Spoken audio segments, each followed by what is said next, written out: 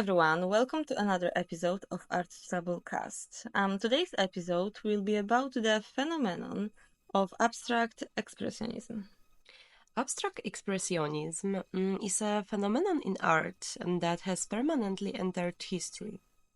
On the one hand, it's said that it revolutionized 20th century painting, but on the other, it's very difficult to understand. Let's start with when and why did abstract expressionism appear? What distinguished it from other art movements? Abstract Expressionism emerged in the 1914s in the United States. It was a time when, after World War II, the artists began to feel more isolated from tradition. It was a movement that separated itself from figurative painting and focused on expressing the artist's inner emotions, mainly in New York, in the circles of artists such as Jackson Pollock, Willem de Kooning, Franz Klein, and Mark Rothko. New ideas were born that opposed classical forms of painting.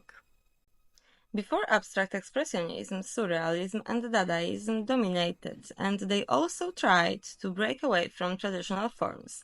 However, abstract expressionism went a step further, rejecting even figurativeness. Artists tried to express emotions and thoughts in a purely abstract way, without references to the real world. In this sense, it was a continuation but also a break with previous ideas. Unlike classical painter who sought harmony, order, and narrative, abstract expressionists expressed chaos, energy, and intense experiences. Their goal was to realize individual emotions and also to show a subjective view of the world. It was a complete turnaround, this idea of subjectivity, expression, emotions.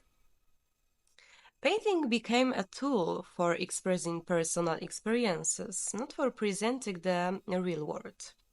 In abstract expressionism, we deal with dynamic brush strokes, large splashes of color, as well as the use of intense, contrasting colors. The technique was often spontaneous, and the forms were deconstructed. Many works were created in the action painting technique, where the painting process itself, its energy and power were important.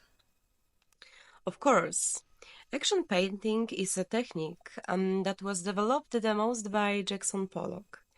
It consisted in the artist not working in the traditional way, standing on the easel and painting on canvas.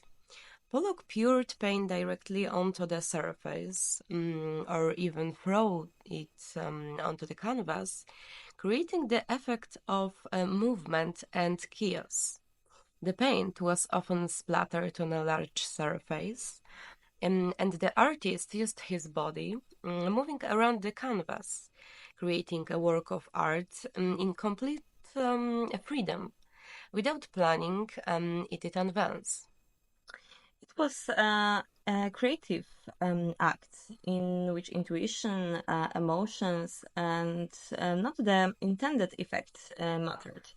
Rothko is a very important figure in abstract expressionism, although his works were different from Pollock's. They were also deeply expressive. Rothko focused on color, and his paintings are characterized by large, simple surface of color. His works often contain just a few large rectangular fields of color, but these images have an incredibly strong emotional charge.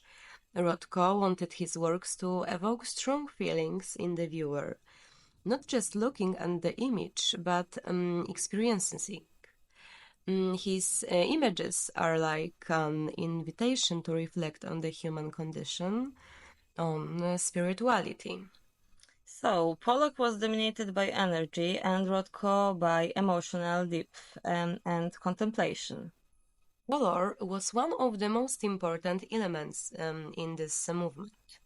While in traditional painting, color was mainly used to model space or create an effect of realism. In abstract expressionism, color were supposed to evoke specific emotion. For example, in Rothko's work, we often encounter intense reds, oranges, or purples, which were supposed to evoke a sense of anxiety but also melancholy in the viewer. In Pollock's work, the intensity of colors and their contrast were intended to capture emotions and anxiety. Kuning was one of the keys artists of this movement, although his approach to abstraction was more figurative.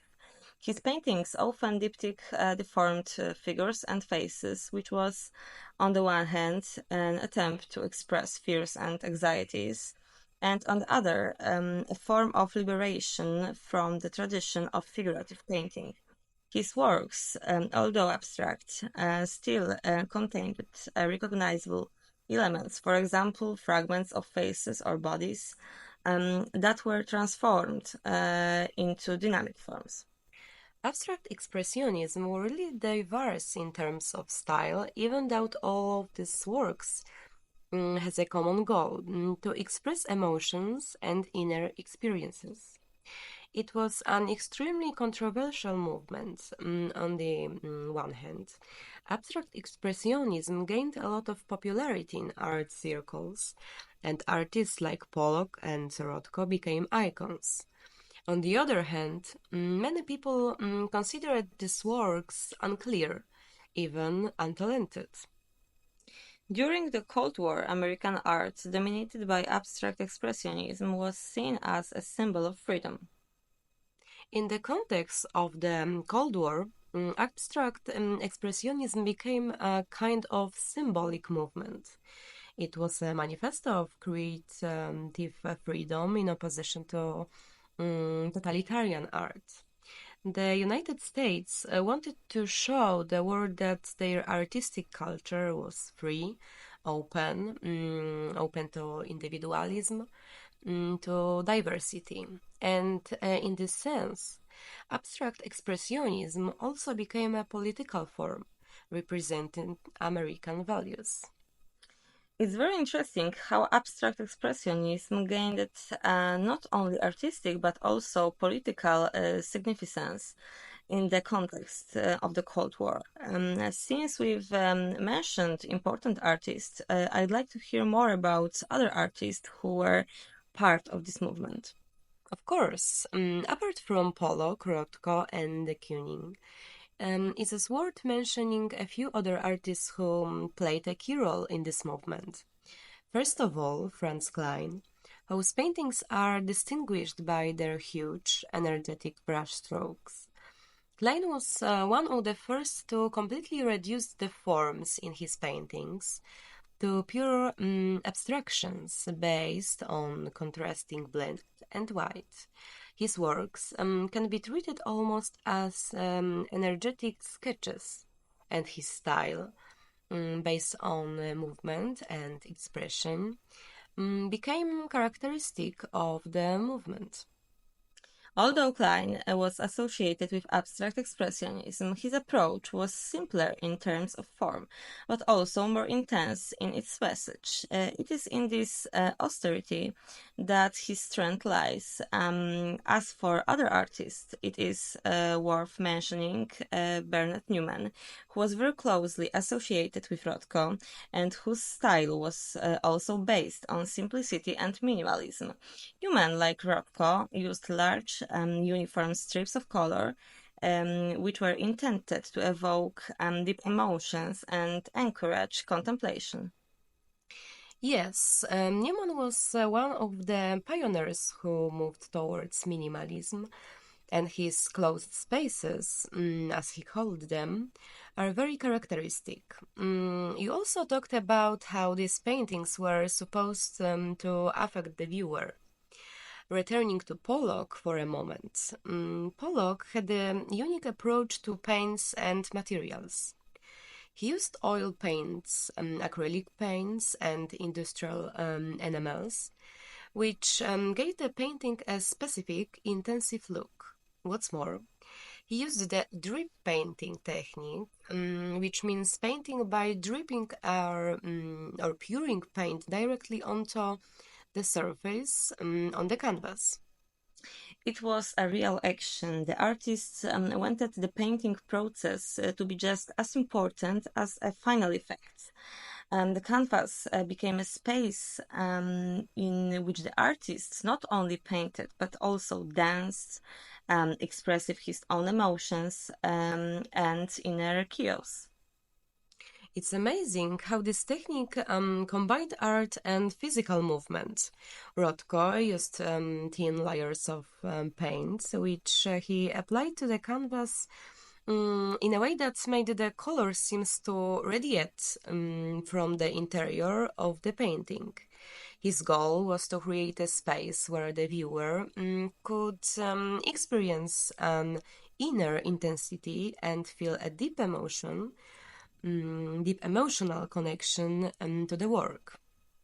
It's a fascinating how each of these artists display being part of a common movement had a completely different way of expressing their emotions and creative vision. And what was the fate of abstract expressionism after its peak in the 40s and 50s? After this period, abstract expressionism underwent a certain transformation. In the 60s, when this trend reached the peak of its popularity, the first signs of change began to appear. With the development of pop art and minimalism, artists began to be interested in other forms of expression. Although abstract expressionism did not disappear completely, it lost its importance in favor of new artistic trends. Yeah, pop art, led by Andy Warhol, of course, began to look for inspiration in mass culture and commercial arts, while minimalism placed emphasis on purity of form reduced to the simplest elements.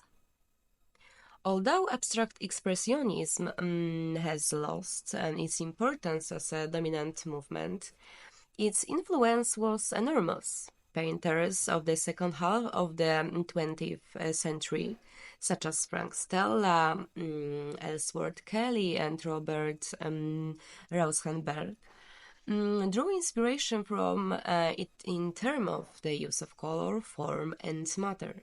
In addition, artists involved in performance and conceptual art were also deeply influenced by the creative freedom that abstract expressionism established.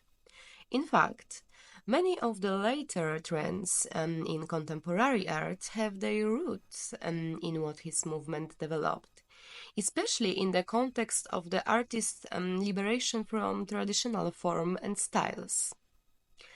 Okay, that's all for today. Thank you for being with us. Think abstractly and see you next week.